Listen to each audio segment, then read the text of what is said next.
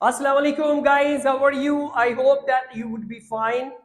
And as you know that every time we get a new lesson, और आज हमारे साथ जो मैं आपको पढ़ाने जा रहा हूँ वो नया लेसन है और लेसन है पास्ट के लिए कुड हैव। ठीक है, तो आपके पास यहाँ पर हम कुड हैव को समझने से पहले गाइस मैं आपसे एक बात कहना चाहता हूँ that lots of students and lots of my colleagues, they send me messages that sir please teach us some structures. So inshallah in coming soon we are going to teach more structures. और उसके बाद हमारे पास कुछ बच्चे हैं जो माशाल्लाह से उन्होंने बहुत अच्छा इम्प्रूव किया है and they have been doing practice for a long time. And अगली प्रेजेंटेशन इंशाल्लाह उन बच्चों की होगी। आप बच्चों को देखेंगे जिनको हम लॉन्ग प्रैक्टिस के तौर पे, जो हमारे इंस्टीट्यूट में लॉन्ग प्रैक्टिस होती है उसके प्रोसेस से हम गुजारेंगे उनको और उनकी वीडियोस बनाएंगे और फिर आपके सामने हमने जो बच्चे तैयार किए हैं अंग्रेजी में, उन बच्चों की लॉन्ग प्रैक्टिस हम आपको उस वीडियो में दिखाएंगे। तो इससे हरगिज ये मत समझिएगा कि हमने कोई बच्चों को प्लान किया गया पहले से या हमने कोई प्लांटेड वीडियो बनाई है। वो हम सिर्फ रोज की प्रैक्टिस होती है, उसी प्रैक्टिस को जो है वो हम अपनी डेली कॉन्वर्सेशन में इस्तेमाल करते हैं। तो नेक्स्ट वीडियो आप देखना मत भूलिएगा।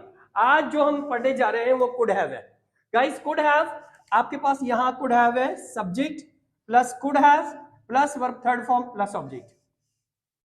गाइस एक बात याद रखिएगा कि कभी भी अगर हम कुड हैव यानी कोई भी मॉडल होगा, अगर कोई भी मॉडल इसकी जगह शुड हैव होता, इसकी जगह मे हैव हो या इसकी जगह माइट हैव हो, तो उसके साथ अगर हम वर्ब की थर्ड फॉर्म इस्तेमाल करते हैं तो ये याद रखिएगा it talks about always past. यानी पास्ट के किसी भी कंप्लीटेड एक्शन की जब हम बात करते हैं तो हम मस्ट हैव इस्तेमाल करते हैं, कुड हैव इस्तेमाल करते हैं, माइट हैव इस्तेमाल करते हैं, मे हैव इस्तेमाल करते हैं। तो आज हम जो पढ़ रहे हैं वो कुड हैव है। तो could have also shows that it talks about always the past, यानी ये पास्ट को शो कर रहा है। अब formula subject plus could have plus verb की third form plus object. Guys definition we use could have, हम इस्तेमाल करते हैं could have to talk about that, जो कि बात करता है when we had a general ability. आपके पास कोई भी ऐसी काबिलियत जो माजी में थी, इन द पास्ट टाइम माजी में थी, but you did not use deliberately. Guys याद रखिएगा डेलिबरेटली, पर्पसली, नोइंगली, ये सारे वो वर्ड्स है जिनका मतलब है कि जानबूझकर। गाइस जानबूझकर, अब ये आपके पास है डेलिबरेटली यानी जानबूझकर, यानी ऐसी कोई काबिलियत जो आपके पास माजी में थी लेकिन आपने जानबूझ के उसको इस्तेमाल नहीं की, उसके लिए हम इस्तेमाल करेंगे कुड हैव। जैसे मिसाल के तौर पे मैं कराची में पैदा हुआ हूं, अब जाहिर कराची का ऑलमोस्ट चप्पा चप्पा पता है। अब कोई आगे मुझसे पूछता है कि आप ये बताएं कि नाजमाबाद कहाँ है, तो मैं उससे कहता हूं कि मुझे नहीं पता। तो जो मेरा दोस्त होगा वो कहेगा तुम चाहते तो इसे एड्रेस बता सकते थे, इसका मतलब मैंने जानबूझ के नहीं बताया। तो कोई भी ऐसा काम जो माजी में आपने जानबूझ के नहीं किया वो हम कुड हैव के तौर पे इस्तेमाल करेंगे।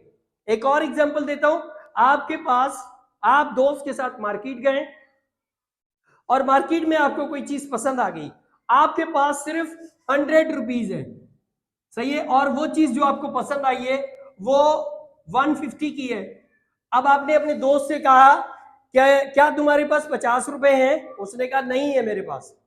लेकिन जब आप घर वापस आए मार्केट से तो उसने आपको पैसे दिखाए जो कि 50 रुपीज से ज्यादा है, तो आप उससे कह सकते हैं कि तुम चाहते तो मुझे 50 रुपए दे सकते थे, इसका मतलब उसने जानबूझ के नहीं दिए। तो ये बात याद रखिएगा कि could have talks about always when you did not do any work, any sort of work, knowingly, purposely और deliberately, जानबूझ के किसी काम को आपने माजी में नहीं किया, this is we call could have. Guys इसकी एक ही वेरिएशन होती है कुड हैव। अब जब इसका हम नेगेटिव बनाते हैं कुडंट हैव, तो वो सेकंड वेरिएशन है, वो मैं बाद में पढ़ाऊंगा आपको। अब हम चलते हैं एग्जाम्पल की तरफ। जैसे he could have help me but he did not, अब हम उर्दू लिखते हैं वो चाहता तो मेरी मदद कर सकता था। अब चूंकि बट ही डिड नॉट, मगर उसने नहीं की, मगर उसने नहीं की, यानी उसने मेरी मदद नहीं की। अगर आप सिर्फ डिडंट बोलते हैं या शॉर्ट फॉर्म करते हैं डिडंट या डिड नॉट, तो अंडरस्टूड है कि आप इसका अगले सेंटेंस का जो कॉम्प्लीमेंट है, अगले सेंटेंस का जो फ्रेज है वो आप कंप्लीट कर रहे हैं, ठीक है। अगर आप डिड नॉट भी इस्तेमाल करते हैं तो इसका मतलब भी यही है। उसके बाद है Sara could have stolen the show but she did not. Sara चाहती तो महफिल लूट सकती थी मगर उसने नहीं लूटी। गाइस इसका मतलब यह है कि अगर सारा अच्छी सिंगर थी और किसी पार्टी में हमें एक सिंगर की भी जरूरत थी, तो वो चाहती तो एक गाना गा सकती थी और गाकर वो महफिल लूट सकती थी, लेकिन उसने जानबूझ के नहीं गाना गाया, जानबूझ के अपनी काबिलियत को इस्तेमाल नहीं किया। तो उसके लिए हम इस्तेमाल करेंगे Sara could have stolen the show but she did not. Sara चाहती तो महफिल लूट सकती थी लेकिन उसने नहीं लूटी। इसी तरह Ali could have insulted me but he did not. जैसे मिसाल के तौर पे अली से मैंने किसी तौर पे, मेरे दोस्त है अली, अगर मैंने उनके साथ झगड़ा कर लिया, उनके साथ मैं लड़ लिया, अब सारे लोग वहां मौजूद हैं, अली चाहता तो मेरी, हालांकि गलती भी मेरी थी, अली चाहता तो मेरी बेइज्जती कर सकता था लेकिन उसने नहीं की। इसका मतलब है कि उसने जानबूझ के किसी काम को नहीं किया, ठीक है। तो उसके लिए हम इस्तेमाल करेंगे Ali could have insulted me but he did not. Ali चाहता तो मेरी बेइज्जती कर सकता था मगर उसने नहीं की, ठीक है। इसका मतलब है कि उसने जानबूझ के किसी काम को नहीं किया। गाइस याद रखिएगा कि कोई भी ऐसा काम जो आपने माजी में जानबूझ के नहीं किया और आपके पास काबिलियत भी थी किसी काम को करने की, जैसे मिसाल के तौर पे टीचर्स ने आपको होमवर्क दिया, she has given you homework, और आप सारा दिन क्रिकेट खेलते रहे और अगले दिन आप गए कि मैडम सॉरी मैंने जो है वो अपना काम कंप्लीट नहीं किया है, तो मिस कह सकती है, टीचर कह सकती है तुम चाहते तो अपना काम मुकम्मल कर सकते थे, you could have completed your work but you did not, लेकिन आपने नहीं किया। तो गाइज आज हमने पढ़ा could have lesson. I hope that you like this video.